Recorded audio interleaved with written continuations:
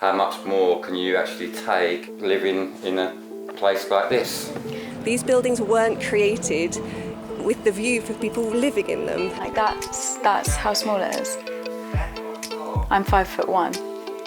Where would you like to live? Anywhere apart from the industrial estate, really. You probably know that there's a housing crisis, but did you know that people are living in dodgy flats in former office blocks? They exist because of a planning loophole called permitted development rights. That allows people to turn existing buildings into housing without having to get proper planning permission.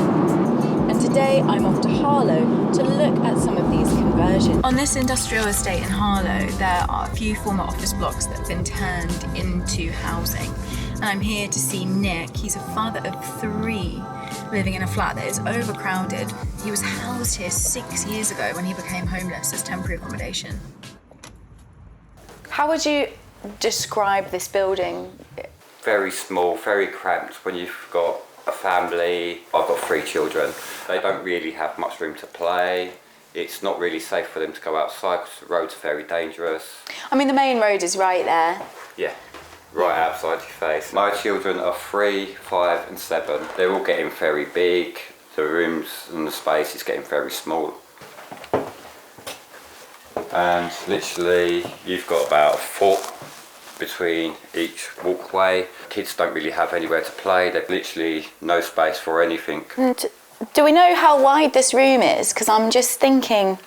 It's not very wide at all. I What mean, you can do we literally think? stretch Almost your arms stretch right across out it, yeah. and you're not that far away from each wall. Even to go up with bunk beds, you're really not that. If you were lying down across it, you'd almost reach, I think. This is the smaller room, and obviously you can, if I just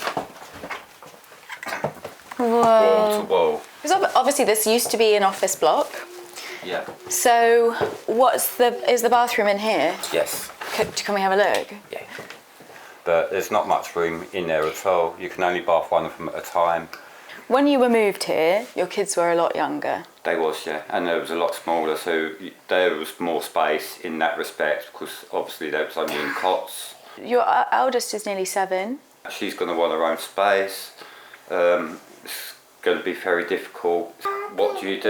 You're in the middle of an industrial area with not really much around. The closest shop, you're looking around about a 15-20 minute walk. Where would you like to live? Anywhere apart from the industrial estate, really. There are currently over 1 million people waiting for social housing in England. He's one of them. The scale of this problem, with these converted offices being turned into homes, is significant.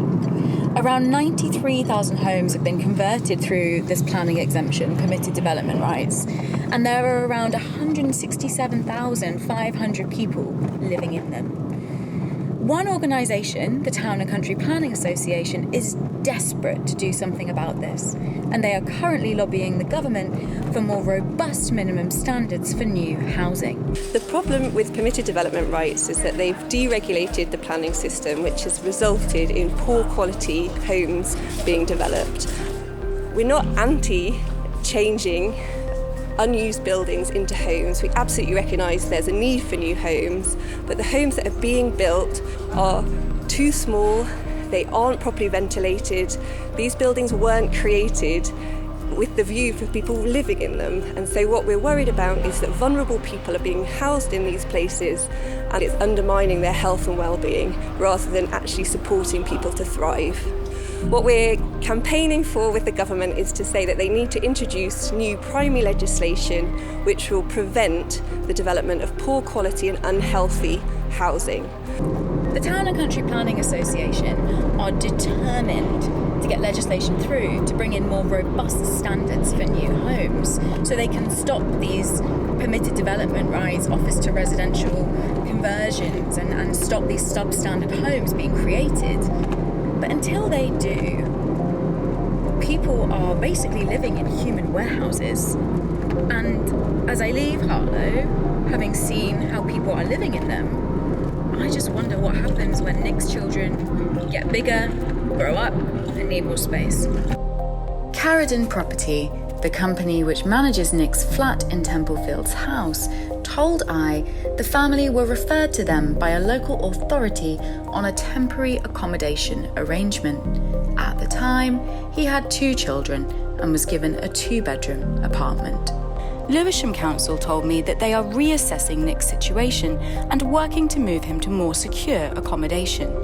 But they added they are facing challenges due to rising rents and government cuts to their funding. I put this case and others to Housing Secretary Michael Gove, who told me that he found these conditions deeply concerning.